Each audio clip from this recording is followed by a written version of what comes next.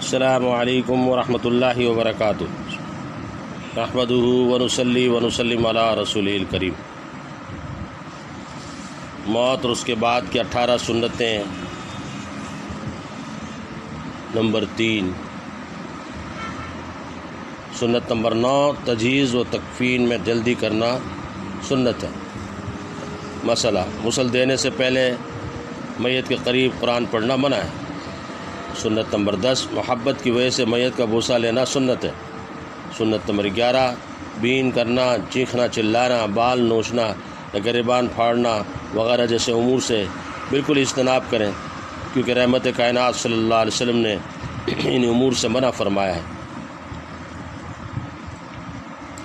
سنت نمبر 12، اولاد کی وفات پر بغیر چلائے آنسو کا گرنا سنت سے ثابت ہے۔ سرکار دو عالم صلی اللہ علیہ وسلم عورتوں کو میت پر شریعت کے مطابق اعتدال کے ساتھ رونے کی اجازت دیتے تھے۔ سنت نمبر 13، کسی رشتہ دار کی وفات پر آنسو کے قطرے گرنا بھی سنت سے ثابت ہے۔ مسئلہ، 3 دن سے زیادہ سوگ منانا جائز نہیں۔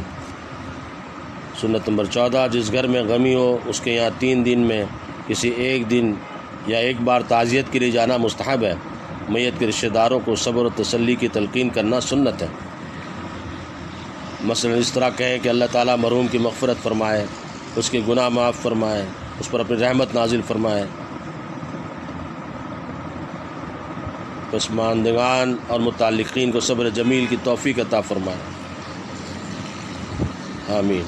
سنت نمبر 15، اگر وفات پر کسی وجہ سے خود نہ جا سکیں تو دوسروں کے ہاتھ تعزیتی پیغام بھیج دیں، یہ بھی سنت ہے۔